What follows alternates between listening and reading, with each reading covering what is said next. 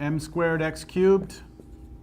On the bottom, x squared plus m to the fourth x to the fourth. Yeah? All right, let's keep going. That limit becomes, this limit becomes factor out an x squared on the top. You're left with m squared x. And on the bottom, you're left with, let's see, pull the x squared out. You're left with 1 plus m to the fourth x squared. We good? Just algebra here? Cancel. And so we're left with limit as m squared x of m squared x over 1 plus m to the fourth x squared. So what am I supposed to let go to what here? Let x go to 0, and what do you get? 0, regardless of m, right? Regardless of what you choose m to be. If you choose m to be any number, go ahead, give me a number, fix it. I don't care what it is. This limit's going to go to 0, isn't it? For all m. So that means every path, this is crazy. Think about this. If you draw me this right here and you approach 0, 0, if you approach that on any straight line, the limit is 0. But if you approach along x equals y squared, it's 1/2. So you would think that this takes care of every path, right? But they're all straight line paths. It has to hold for all paths, period. That's a very, very profound thing. So what I had done here is I had built into my code a way of actually changing the paths. So I'm going to take the surface out of here, and well, I'll bring it in. And now I'm just going to rotate. Notice that all these different paths, if I look at it from the top, maybe that'll make a little more sense. All these paths that I have approach 0, 0 on any of these lines. Do y'all see that? And if I look at the surface, and I start coming in from any of those lines, no matter what, when you approach 0, 0, oh, sorry about that. I'm looking at my screen, there's nothing there. So all this shit's getting in the way. See, no matter how I approach it, from which line, this black part is the actual part that's on the surface. They all want to go to 0, 0, like to 0, no matter what. It's pretty cool. So should we try y equals mx after we try the 0, 0? You could. Sometimes the algebra of having mx in there can be pretty nasty. But you know that if you get an answer, then it's, you know. So it's really up to you. I usually do x is 0, y is 0, y is x, hoping for the best. And if that doesn't work, then I think of mx, but I also think of, can I see what I can do to make it become a nice thing, like the x was y squared. Any other questions or comments?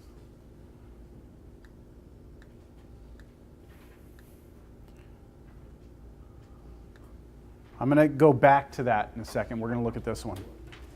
Look, you could spend all day trying to figure out two paths that make this one different, this limit. You could all day long. You're never going to get it because this limit does exist, right? Every path as you go to 0, 0, every single path goes to the same thing. And the question is, how do we show it if you can't check every path? And what we're going to use is something we had in Cal 1 called the squeeze theorem. What we're going to do is we're going to take this function and we're going to try and squeeze that thing between two things and then show that those two things go to the same place, which forces this one to the same place. So I think what I'll do is I'll start by writing down an inequality, because that's what you always need for the squeeze theorem, an inequality. And how you pick this, well, watch me and then maybe it'll make sense why I chose this. Do you agree that that quantity is greater than or equal to 0? Yes? Do you all agree with that? And do you agree that that's also less than or equal to 1? That's a little bit more difficult to understand, maybe. If I cover up this 2y squared, what's x squared over x squared? 1, and then there would be equality, wouldn't there? Now, if I put a number in here, I'm adding 2 times y squared. This number, the least it could ever be is 0, right? Other than that, it's going to be a positive number. Added to x squared, this denominator would get bigger, right? If the denominator gets bigger, the ratio gets smaller. So this rational expression must be less than or equal to 1, right? Okay, so does everyone see that this piece in here is everything up there except the sine squared y? Everyone see that? So what I'm going to do now is I'm going to multiply each of these by sine squared y. So what's 0 times sine squared y? 0 is less than or equal to this times sine squared y, which is the thing I'm interested in, isn't it? Isn't that what I'm interested in? But that has to be less than or equal to 1 times sine squared y.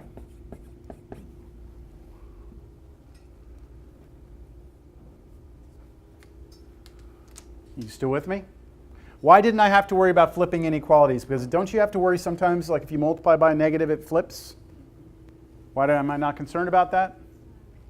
It's not negative, sine squared, right? So it's never, that's not a negative number, so I don't have to concern myself with that. So what we do now is once we have the thing we're interested in, which is this, once we have it squeezed between 2 things, we need to make sure that these 2 things go to the same value as we approach in a limit. So what I need to do is this now. I need to set up this inequality again with limits.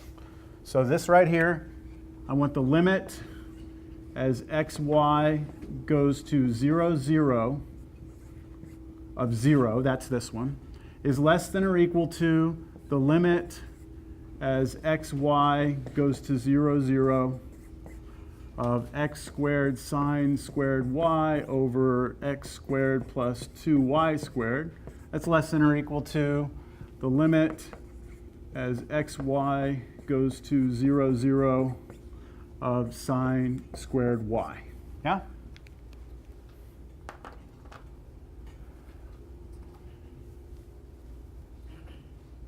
Is it going to get squeezed? We don't know what this is, right? This is what the whole problem started as, right? This limit, whatever it is, must be greater than that limit right there. What's this limit right here? The limit of a constant is going to 0. That must be less than or equal to this, right? Which we don't know. We're trying to figure out what the hell that is. But that must be, what? Less than or equal to whatever that limit is. And do you see what's good about this limit? X isn't even here, right? Which is nice. And if y goes to 0, sine of 0 is 0. 0 squared is 0. So this limit is just 0. So what's the only possibility? If we're saying this limit has to be somewhere between 0 and 0, it must be 0. That's the squeeze theorem. You've squeezed it. Now, you can mess the squeeze theorem up. Because if, let's say you try and do some nice stuff and then you get something over here, like let's just say for the hell of it, that this was this, right? Let's just say. Then you would be squeezing it between where and where? 0 and 1. Well, congratulations. You have a window of where it is, but that means that it could be fluctuating. It could be 1/2, then it could be 3/4, and then back to 1/2 and 3. So it's in a window. That does not nail it down. It has to be going to the same place on both sides, which is what we had. So we're happy about that. But I had to be clever, kind of clever, about the way I set up my initial inequality, right? And that's what the most challenging thing is for these types of problems. On a test, if I were to give you a problem like this, I will tell you, show the limit exists. And if I say show the limit exists, then you know automatically it's going to be something like this. If I say something like show the limit does not exist, then you're going to be testing paths.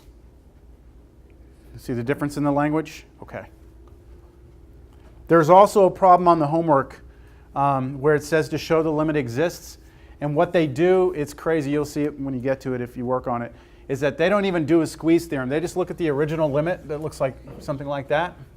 There's the original limit, and it has some radicals in it, and they just come in and multiply the top and bottom by the conjugate. Remember the conjugate? And when they do that, it becomes a new thing, and it's a real easy limit.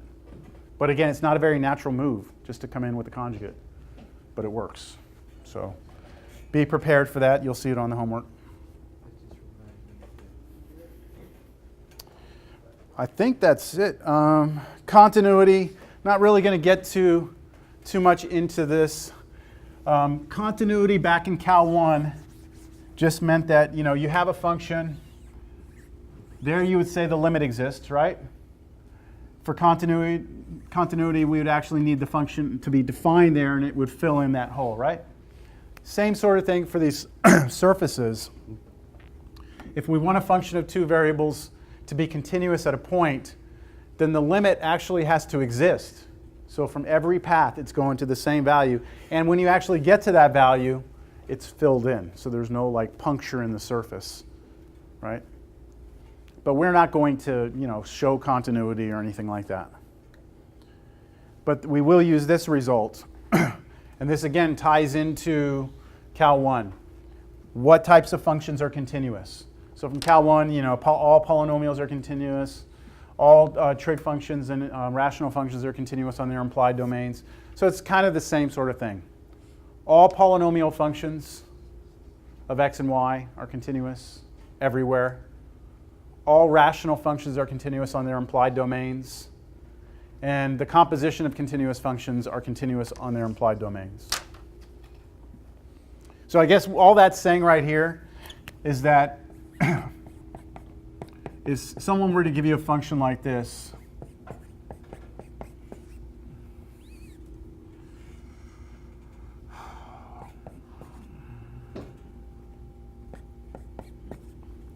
right there, and they would ask you, if you were to draw that, would it have any punctures or holes in it? Is it continuous? And you would say, well, it's continuous everywhere except where? Where what's what? Everywhere except where x squared equals y squared. That's where you would have a problem, right? But these numbers are not in the domain, right? And that's what this is saying. All rational functions are continuous on their implied domains. The implied domain of this is everything except the numbers that satisfy this. What does that look like geometrically? X squared equals y squared. X equals y would not be allowed to be in our picture, and x equals negative y would not be allowed in our picture. So our domain would actually be everything in here, everything in here, everything in here, everything in here. That's what it would look like. I wonder what that would look like if you graphed it. Be kind of interesting. You would have a bunch of dipping down and going up. Should we see it? I just kind of made that one up.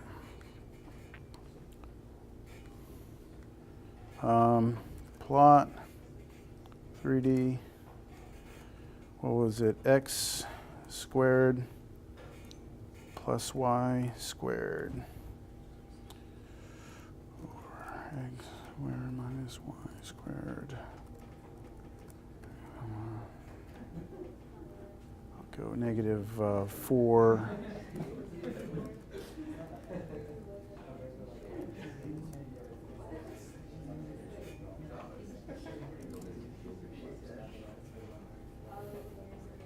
There you go. Oh, there it is.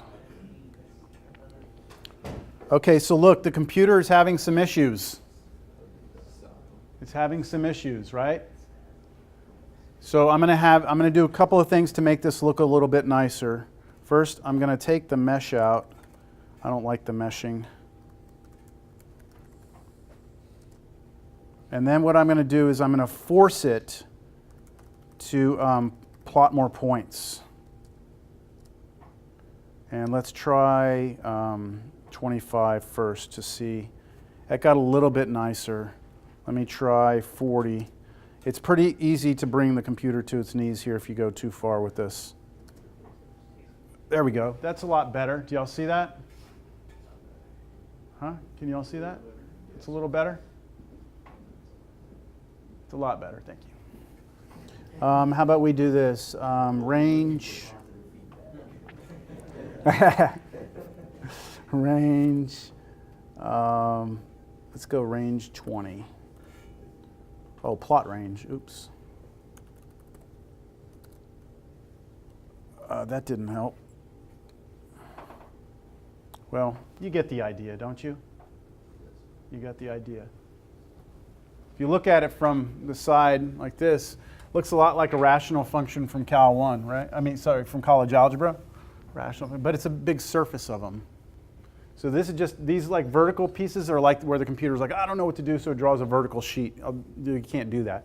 How many of you remember graphing on your graphing calculator? A rational function will do something like this, and then it'll draw a straight line down, and then it'll draw the other side like that. That's exactly what's happening here with the computer. The computer is having a problem with that. So I'm going off, I'm sorry. I'm just trying to get you all interested in this program. Exclusions,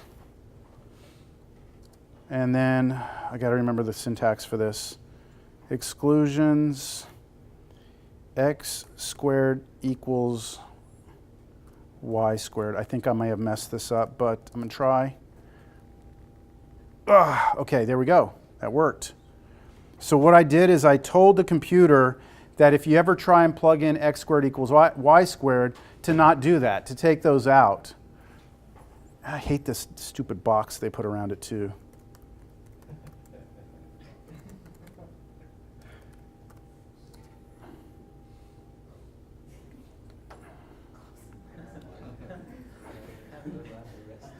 What? There's a lot that goes into making it look pretty. Axis origin, 0, 0, 0.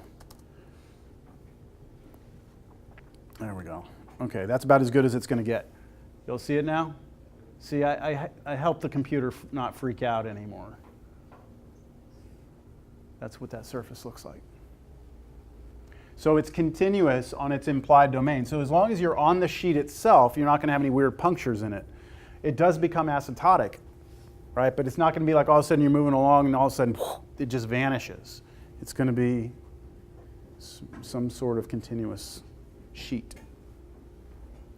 Are we at the end of the notes? We are. And we have just, there's the homework, page 32. That's not a very big assignment there. Page 632, 5 through 13 odd.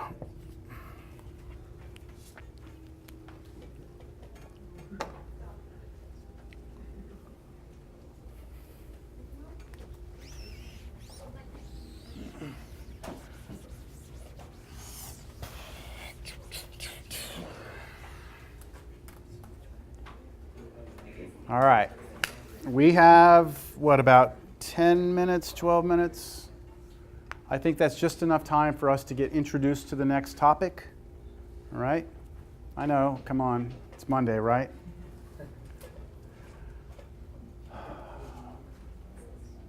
Partial derivatives. Okay, so we've taken care of limits, we've taken care of continuity. The next thing that comes is derivatives. How many of you have heard of partial derivatives before? You've taken partial derivatives where? Where have you seen that? Physics? You're taking partial derivatives?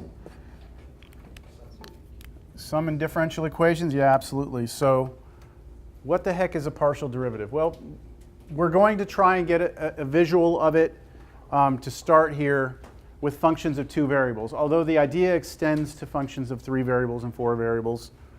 But it's really easy to see with functions of 2 variables.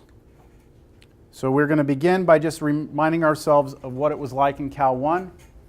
Right? This is a function of a single variable, f of x, y equals f of x. If we said, what's the derivative? What you'd do is you'd move to some point, you'd go up on the graph, right? And you'd calculate the slope of that tangent line, and the slope of that tangent line was the derivative, right? As I moved around, as I change the x value, the derivative's value changes. Right? Good? Nothing new there, right? The problem we encounter with functions of several variables is that we actually have 2 variables to start with. This makes determining a single tangent line difficult. So imagine, just for the sake of simplicity, that we're looking at that one problem that was the top of the ball, right? Just a dome. If I pick some point on this dome and I ask you, what's the slope of the tangent line? Why is that going to be sort of a confusing question? Tangent, I mean, just touches the ball at one point. Which direction, right? Like, what do you mean? Like, okay, so you got this dome, right? Here's the dome, and let's say my knuckle right there is a point. I put this line on it. I can draw a point that goes just through that point, right? I draw a line that goes just through that point, and I can talk about its slope. But then, you know, I could also have come up with the line that goes this way through that point, right? And so it depends on what direction you're in, doesn't it? Yeah? So that's what makes it a little more complicated. Look, when we're back on a sheet of paper, and I say, all right, go to this curve and pick some point and give me the slope of tangent line, there's no other dimension where that line right there can pop off the page and start spinning around like this, see? Right? So this was okay because we were fixed, we were stuck. But in 3D, that thing can spin around. So because of that, we have to pay attention to the direction we're pointing.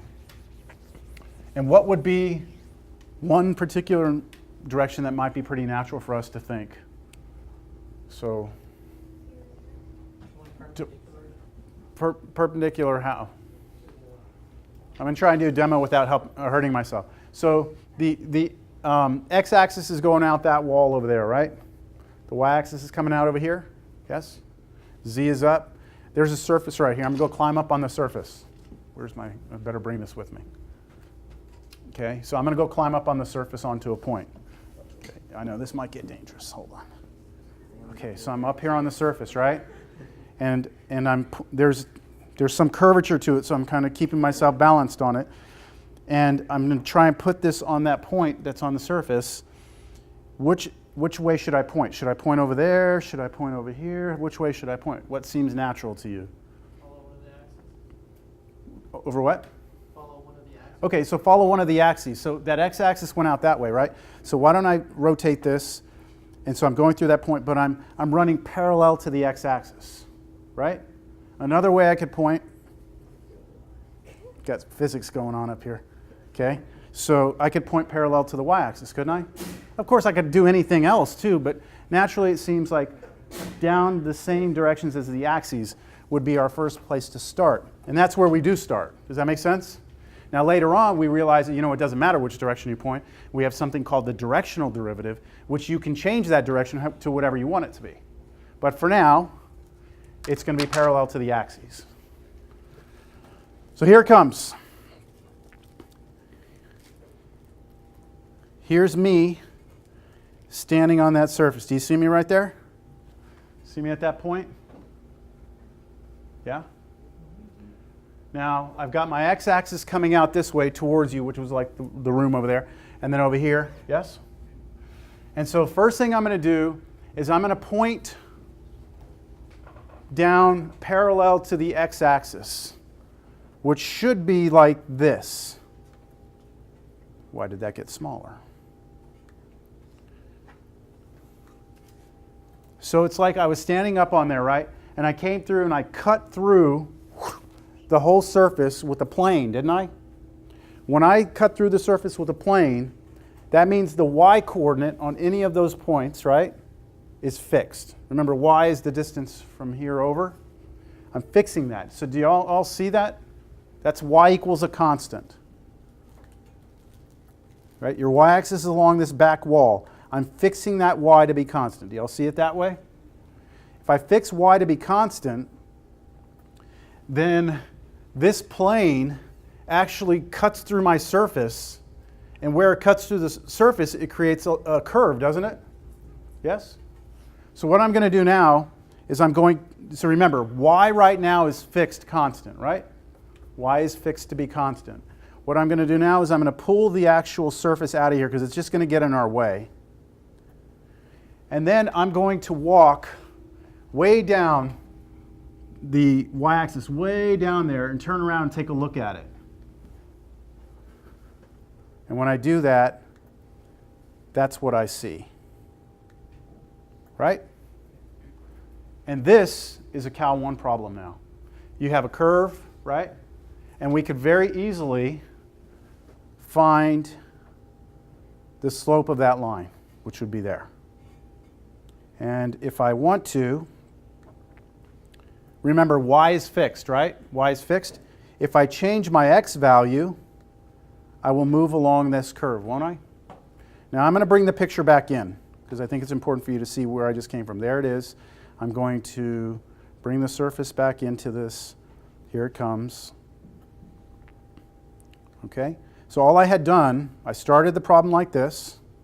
I cut it through with the plane, right? Y is a constant. Took the surface out, came from way on this side and looked at it. Why did I come on this side?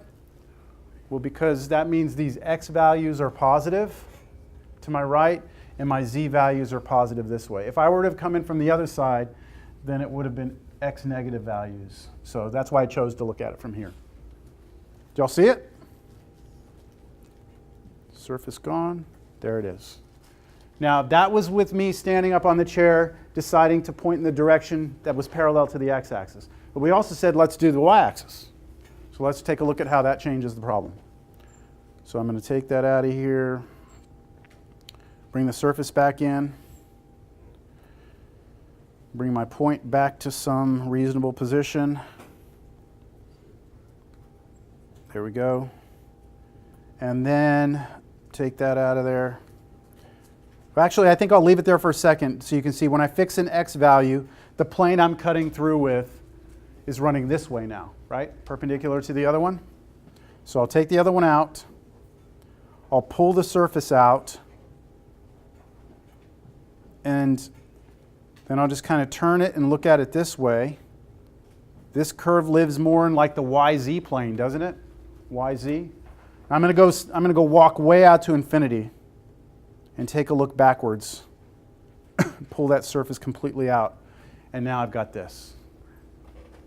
And that should have a tangent line. I don't know why I'm having trouble with that. Whoa. Oh, I'm pressing the wrong thing. Oops. X infinity. There we go. So now if I change my y value, because x is fixed, right? Then I get this. So here's what it comes down to. When you have a function of two variables, to talk about slopes of tangent lines, you have to fix one variable to be constant, right? Fix one. If you fix one, then we just get a curve back in, like we were in Cal 1. We fix x to be constant, something happens. If we fix y, we get something else. So I'm going to go last one back to the original picture. I'm going to bring this in. I'm going to show you both of them at the same time. But I think what I'll do is I'll take the planes out of there. And so we have, I don't know, did the planes help? Two different tangent lines, don't we? Two different tangent lines. So what we have here is, am I over on time? Okay, all right. I hear everyone packing up. I'm just making sure like class didn't end at 2:30.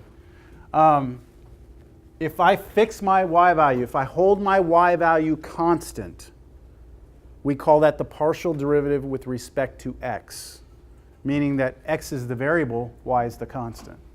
If you hold the x variable constant, it's called the partial derivative with respect to y, and you get a different answer, sometimes, not all the time. So that's where we will pick up next time. We will talk about this definition, and then we'll go through and we'll actually do some partial derivatives. Yes? The tangent lines that you find, were they perpendicular to one another also? They were perpendicular to one another, yes. Uh-huh. Hey, and you tell me, if you actually have two lines, right? Those two lines should define a plane, shouldn't they? And so we actually don't have really a concept of a tangent line here. It's a tangent plane. It's a tangent plane. So imagine a basketball and you have a sheet on top of it. You move that around. That's what we have instead of a tangent line on a surface. Tangent plane moving around the whole thing. You only need one what? Partial? No, to define a plane, because one partial derivative would just give you a single line.